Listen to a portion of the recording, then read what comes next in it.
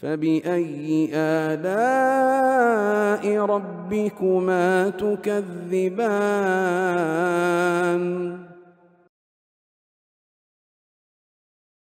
Bismillahirrahmanirrahim.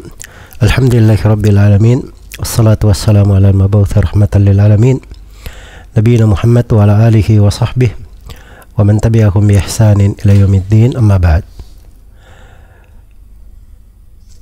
Kaum muslimin dan muslimat, para pendengar dan para pemirsa dimanapun Anda berada, Assalamualaikum warahmatullahi wabarakatuh. Di pertemuan yang ke-14 ini kita akan mengkaji tafsir dari surah Asy-Syarh. Surah Asy-Syarh ini dari surah Makkiyah menurut kesepakatan para ulama ahli tafsir, sebagaimana yang dinukil oleh Ibnu Al-Jauzi, Al-Qurtubi dan selainnya dari para ulama ahli tafsir. Di surah dikatakan, A'udzubillahi minasyaitonirrajim, Bismillahirrahmanirrahim, Alam nashrah laka sadrak. Bukankah kami telah melapangkan dada engkau, ya Nabi Muhammad? Wa wada'na anka wizrak, dan kami telah menggugurkan dosa-dosamu. Alladzi anqadha dhahrak, yang dosa-dosa itu memberatkan punggungmu. Wa rafa'na laka dzikrak, dan kami telah meninggikan penyebutanmu. Fa inna ma'al usri yusran, inna ma'al usri yusra. Sungguhnya bersama kesusahan ada kemudahan, dan bersama kesusahan ada kemudahan. Fa idza faragta fansab wa ila rabbika farghab. Apabila engkau telah selesai, maka berdirilah, lakukan usaha yang lain. Wa ila rabbika farghab, dan kepada Rabbmu hendaknya engkau selalu mengharap. Baik, demikian 8 ayat dari surah Asy-Syarh dan terjemahan singkat akan makna-maknanya. Surah ini salah satu surah yang mengingatkan kepada Nabi kita Nabi Muhammad SAW akan berbagai karunia dan anugerah Allah kepada beliau. Alam nashrah laka sadrak. Bukankah kami telah lapangkan dadamu, wahai Nabi Muhammad, untuk dirimu? Ini penyebutan dan pengingatan akan nikmat yang Allah Subhanahu wa ta'ala berikan kepada nabinya. Dan ini nikmat yang sangat besar. Ini yang disebut dengan nama insyirahus sadr, kelapangan hati. Lapangnya, luasnya hati itu bersinar, sehingga hati tersebut tidak membawa gundah gulana, tidak membawa kesedihan, tidak membawa penyakit, menjadi hati yang baik. Dan ini nikmat yang sangat besar yang Allah Subhanahu wa ta'ala anugerahkan kepada seorang hamba. Karena itu Nabi Musa alaihi salam, di awal kali beliau telah diangkat sebagai seorang nabi dan rasul, maka Nabi Musa alaihi salam berdoa. Doanya disebutkan di surah Taha. Qala rabbi shrah li sadri wa yassir li amri wahlul 'uqdatam min lisani yafqahu qawli, dan seterusnya dari doa beliau. Beliau berkata, wahai Rabbku, lapangkanlah untukku dadaku dan bukalah ikatan yang melekat di lisanku supaya mereka bisa memahami ucapanku. Iya. Dan sebelumnya dikatakan, mudahkanlah perkara untukku. Jadi doa yang paling pertama yang dimohon oleh Nabi Musa, isyrah li sadri, Rabbi isyrah li sadri. Wahai Rabbku, lapangkanlah untukku dadaku itu. karena besarnya nikmat ini. Sebab seorang itu apabila dadanya lapang, maka dia akan mudah untuk menerima hidayah, menerima dari keislaman. Allah Subhanahu wa taala berfirman, "Faman yuridillahu ay yahdiyahu yashrah sadrahu lil Islam." Barang siapa yang Allah kehendaki dia dapat hidayah, maka Allah akan lapangkan untuknya keislaman itu. Dilapangkan untuknya keislaman. Iya. Adapun orang yang Allah sesatkan, maka dijadikan dadanya itu dayiqan harajan ka'annama yas'adu ila sama, sempit, penuh dengan kesusahan, berat sekali, seperti beratnya dia mendaki ke gunung atau ke tempat tinggi. Iya. Maka kelapangan hati itu nikmat yang sangat besar. Karena itu siapa yang diberi oleh Allah Subhanahu wa taala kelapangan hati, maka dia telah diberi anugerah yang sangat luar biasa. Alam nashrah laka sadrak. Bukankah kami telah lapangkan dadamu, wahai Nabi Muhammad? Dan Nabi kita diberi kelapangan hati, itu hal yang sangat sempurna. Karena itu disebutkan di sirah beliau bahwa berapa kali beliau itu dibelah dadanya, dikeluarkan hatinya, lalu hatinya dicuci di atas bejana berisi hikmah, dikeluarkan dari hal-hal hitam kelam di hati beliau, sehingga hatinya itu menjadi lapang sekali. Jadi secara fisik hatinya dibuat lapang, dan secara maknawi beliau diberi agama dan syariat yang membuat hatinya itu sangat lapang sekali. Karena itu di surah ini diterangkan dari sebab-sebab yang melapangkan hati. Iya. Ya, kalau ingin tahu atau ingin dapat kelapangan hati, hati itu selalu bercahaya dan bersinar, maka itu ada sebab-sebabnya. Nah, di sini dikatakan alam nashrah laka sadrak wa wada'na anka wizrak. Disebutkan dari bentuk kelapangan hati, digugurkan dari dosa-dosamu. Disepakati ya bahwa Nabi SAW itu tidak mungkin jatuh di dalam dosa besar. Hanya terkait dengan selain dosa besar, dosa kecil, apakah itu terjadi pada beliau juga atau tidak, itu letak silam pendapat di tengah para ulama. Sebagian ulama memanakan ayat, maksudnya dosa-dosamu, hal-hal yang telah berlalu di masa jahiliyah dahulu. Ada yang mengatakan juga dosa-dosamu, maksudnya itu dosa umatnya, disandarkan kepada Nabi karena Nabi sangat memikirkan hal tersebut terhadap umatnya. Iya. Tapi ini juga pendapat tidak begitu kuat ya. Dan secara umum bahwa dosa-dosa kecil itu mungkin saja terjadi pada seorang nabi maupun sebagaimana terjadi pada yang lainnya. Iya. Tapi disitulah Rasulullah SAW dibukakan untuk beliau pintu-pintu ibadah yang banyak. Karena itu di dalam Sahih Muslim dari Al-Aghar Al-Muzani radhiyallahu anhu, beliau berkata, Rasulullah SAW bersabda, innahu la yughanu ala qalbi fa astaghfirullah wa atubu ilaihi mi'ata marrah. Kadang hatiku itu ada ghain, kayak ada kelabu menutupi, ada penutup.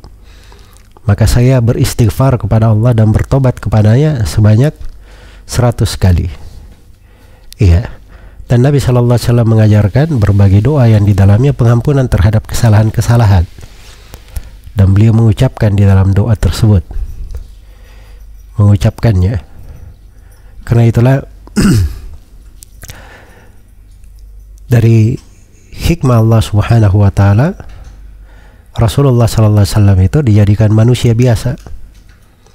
Kadang beliau lupa sesuatu sehingga ada syariat-syariat lain yang muncul di belakang hal tersebut. Karena beliau lupa di sebagian pembahasan sholat, akhirnya ada syariat tentang sujud sahwi.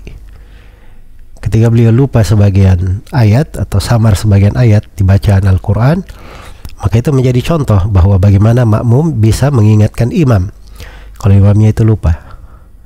Jadi itu hikmah-hikmah di dalam syariat. Sebagaimana Rasulullah SAW, ya beliau sebagaimana umumnya manusia mungkin jatuh di dalam kesalahan-kesalahan kecil, tetapi menjadi syariat.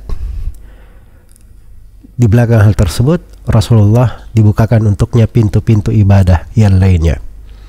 Karena itu kata para ulama bahwa kadang seorang itu jatuh di dalam dosa itu membawa hikmah dan kebaikan untuknya. Dari sudut ketika dia pernah merasakan dosa itu, merasakan pahitnya, tidak enaknya, akhirnya dia tidak ingin mengulangi dosa itu lagi, betul-betul bertobat darinya. Akhirnya dosa itu betul-betul dia tinggalkan dan dia ingin untuk menutupi dosa-dosanya dengan beramal amalan saleh. Akhirnya dari kesalahan yang terjadi dibukakan untuknya pintu-pintu kebaikan dari banyak sudut, pintu taubat, pintu bersegera kepada Allah, berlomba-lomba kepada kebaikan, kemudian pintu untuk selalu menyambung dan menuju kepada Allah Subhanahu wa taala. Iya. Kemudian di ayat dikatakan wa wada'na anka wizrak, dan kami gugurkan dari kesalahanmu, dari dosamu. Alladzi anqadha dhahrak, yang dosa ini memberatkan punggungmu. Angkat bermakna athqalah, artinya memberatkan. Jadi terhadap Nabi diingatkan bahwa dosa ini punya pengaruh yang tidak baik, punya pengaruh yang buruk. Karena itu dari pelajaran di ayat ini latihan untuk kita semua agar supaya kita membesarkan perkara dosa ini. Sebab kalau kita besarkan perkara dosa, itu artinya kita besarkan kedudukan Allah, keagungan dan kebesaran Allah. Karena asal dari dosa itu, dari sumber dosa itu, mereka tidak mengagungkan Allah dengan sebenar-benar pengagungan. Ma qadarullaha haqqa qadari, atau di dua ayat yang lain wa ma qadarullaha haqqa qadari, tidaklah mereka mengagungkan Allah dengan sebenar-benar pengagungan. Tidaklah mereka mengagungkan Allah dengan sebenar-benar pengagungan. Maka ini sumber dari munculnya dosa. Kurang pengagungannya kepada Allah di dalam hatinya. Karena pengagungan kepada Allah di dalam hatinya kurang, maka dia gampang jatuh di dalam dosa, jatuh di dalam maksiat. Iya. Maka ini sudut bagaimana mengobati, bagaimana seorang itu mengobati dirinya. Jadi dia perlu tahu bahwa dia perlu mengenal tidak baiknya dosa ini. Kemudian yang kedua, dia juga perlu mengenal keagungan dan kebesaran Allah Subhanahu wa ta'ala. Dan seorang itu tahu dosa itu sekadar pengagungan hatinya kepada Allah di dalam dirinya. Semakin dia mengagungkan dan membesarkan Allah di dalam hatinya, maka dosa itu semakin besar dan semakin bermasalah bagi dirinya. Karena itu tatkala kedudukan kita dengan para sahabat berbeda, orang-orang yang datang setelah para sahabat itu bergampangan dengan dosa. Sampai di dalam Sahih Al-Bukhari dari Anas bin Malik radhiyallahu taala anhu, beliau pernah berkata kepada para tabi'in di masanya, innakum la ta'maluna a'malan hiya adaqqu fi a'yunikum minasy-sya'r wa in kunna la na'udduha ala ahdi Rasulillah sallallahu alaihi wasallam minal mubiqat. Kata beliau, sungguhnya kalian itu melakukan amalan-amalan di mata kalian itu lebih tipis daripada rambut. Tapi di masa kami, para sahabat di masa Nabi sallallahu alaihi wasallam, kami sungguh menganggap amalan itu sebagai penghancur dosa. Kenapa berbeda cara memandangnya? Di masa para tabi'in setelahnya dianggap dosa lebih halus dari rambut. Di masa para sahabat dianggap sebagai hal-hal yang menghancurkan. Itu perbedaannya karena kadar pengagungan di dalam hati berbeda antara dua generasi. Dan tidak ada yang menyaingi para sahabat Rasulullah sallallahu alaihi wasallam di dalam hal tersebut. Ya, karena itu sekadar pengagungan kepada Allah di dalam hati seorang hamba, sekadar itu pula dia mengenal bahaya dosa dan tergerak untuk menghindari dosa-dosa. Iya. Baik. Jadi dari sebab kelapangan hati dia meninggalkan dosa dan kemaksiatan. Dan sebab-sebab kelapangan hati itu banyak sekali. Keislaman, keimanan dengan segala cabang-cabangnya. Ya, amalan salih, membaca Al-Quran, tadabbur akan kandungannya, dzikir kepada Allah, berdoa, bergaul dengan orang-orang yang salih, menghadiri majelis-majelis ilmu, ya, dan seterusnya dari hal-hal yang melapangkan hati. Kemudian dari ayat ini terdapat peringatan bahwa dosa itu punya bahaya. Alladzi anqadha dhahrak, dosa yang memberatkan punggungmu. Dosa ini punya bahaya-bahaya. Punya bahaya di dunia dan punya bahaya di akhirat. Ini sudut lain bagaimana seorang itu menghindari dosa. Jadi ayat di faedah saya terangkan dua hal, ya. Bagaimana seorang menghindari dosa ada dua hal. Hal yang pertama, dia kenal keagungan dan kebesaran Allah. Dia jaga itu dalam hatinya, dengan itu dia gampang meninggalkan dosa. Sudut yang kedua, penjelasan tentang bahaya-bahaya dosa, dampak negatifnya, pengaruh buruknya terhadap diri. Sebab kalau kita paham akan bahaya sesuatu, kita tahu ada ular berbisa, ada hewan buas yang bisa membinasakan, ada racun yang mematikan, dan ada perkara yang menghancurkan, maka seorang akan takut dari hal itu, akan menghindarinya. Sama dengan dosa-dosa dan maksiat itu. Kalau kita kenali buruknya dosa, tidak baiknya dosa itu, maka itu akan membuat kita berhati-hati dan meninggalkannya. Karena itu di dalam Al-Quran diterangkan di banyak tempat tentang bahaya berbagai dosa, bahaya kesyirikan, bahaya perzinahan, bahaya perjudian, bahaya membunuh, bahaya berghibah, dan seterusnya dari dosa-dosa diingatkan.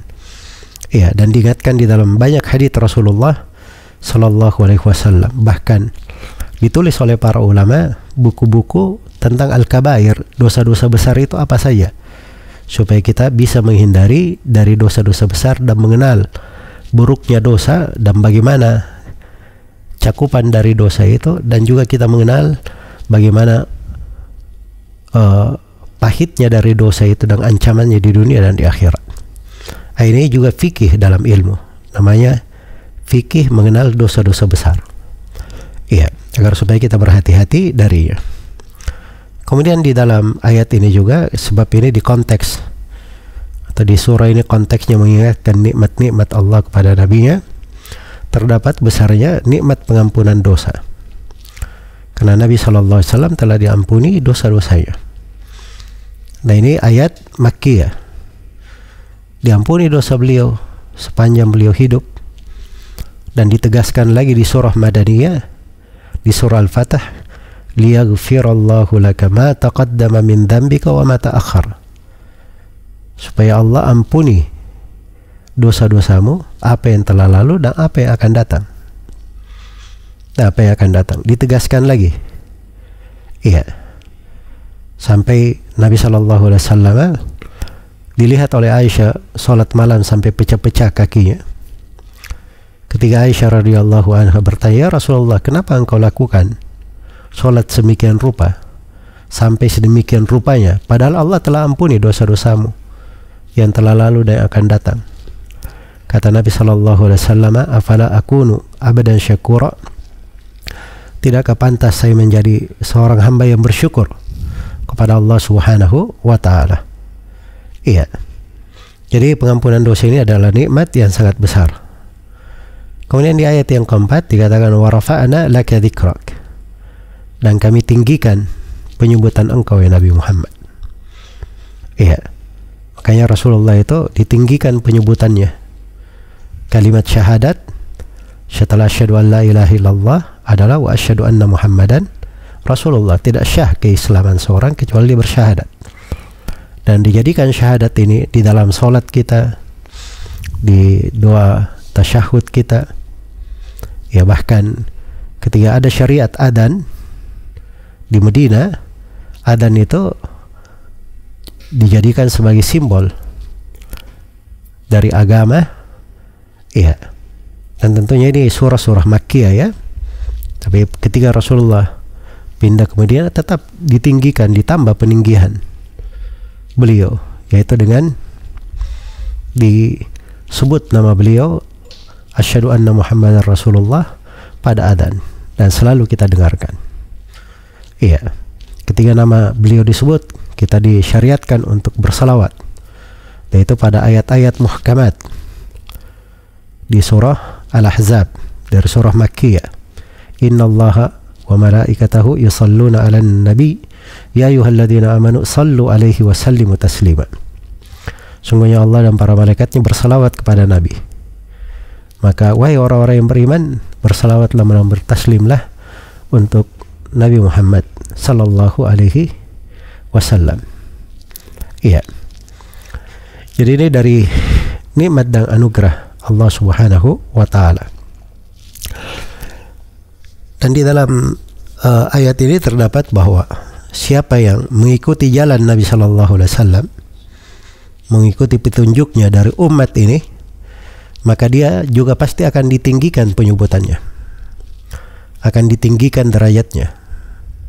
Sebab kalau nabinya ditinggikan seperti ini, maka umatnya dan pengikutnya juga yang mengikuti jalan beliau akan ditinggikan oleh Allah Subhanahu wa ta'ala.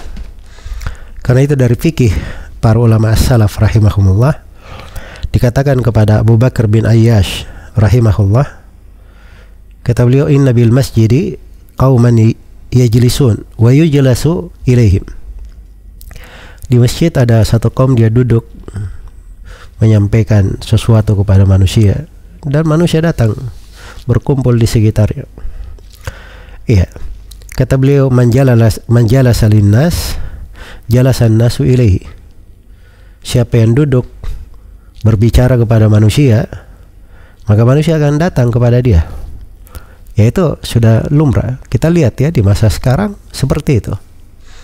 Duduk bicara kepada manusia, apalagi dia punya retorika, dia pandai menata kata. Kalau sekarang ya ustadznya lucu atau yang semisal dengan itu, orang pasti akan datang.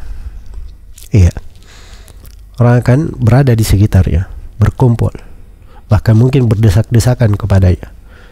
Tetapi kata Abu Bakar bin Ayyash rahimahullah, kata beliau, walakin ahlas sunnah yamutun wa yahya dzikruhum. Tapi seorang dari ulama ahli sunnah yang duduk mengajarkan kebaikan itu akan meninggal, tapi penyebutan mereka akan selalu hidup, selalu ditinggikan. Itulah para imam. Kita baca Sahih Al-Bukhari, Sahih Muslim, kita baca dari Imam 4, kita baca dari para sahabat, para tabi'in, tabi'in, dan seterusnya, dari generasi ke generasi. Padahal sudah meninggal ratusan tahun, bahkan lebih dari 1000 tahun meninggalnya. Tapi bersamaan dengan itu, penyebutan mereka masih hidup, karena mereka adalah orang-orang yang hidup di atas sunnah. hidup di atas sunnah. Iya. Kemudian kata beliau, ahlul bid'ah yamutun wa yamutu dzikruhum.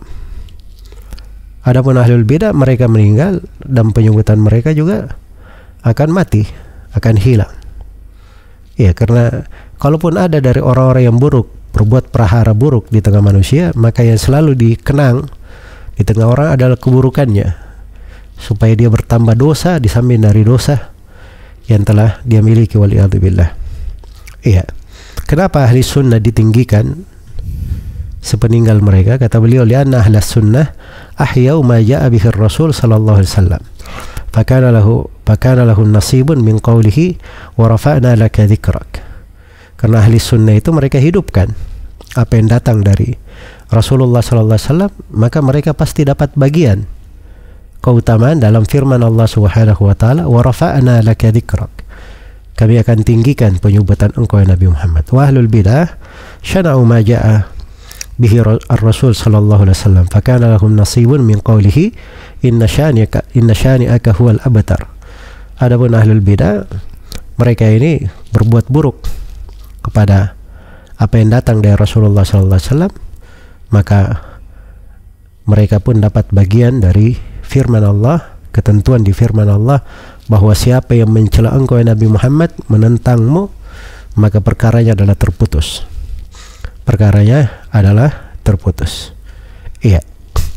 Karena itulah sebagai pengikut Nabi Muhammad sallallahu alaihi wasallam akan dimuliakan sepanjang dia mengikuti jalannya Rasulullah sallallahu alaihi wasallam dan menghidupkan apa yang datang dari Rasulullah sallallahu alaihi wasallam. Iya.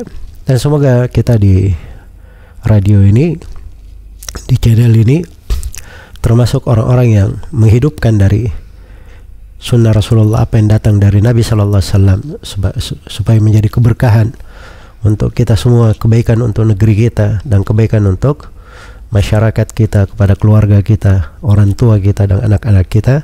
Innahu waliyyu dzalika wal qadiru alaih. Iya. Ini bagian yang pertama dari pembahasan di surah ini, dan kita akan lengkapi insyaallah taala pembahasan pada 4 ayat berikutnya di pertemuan yang akan datang insyaallah taala. Wallahu taala alam.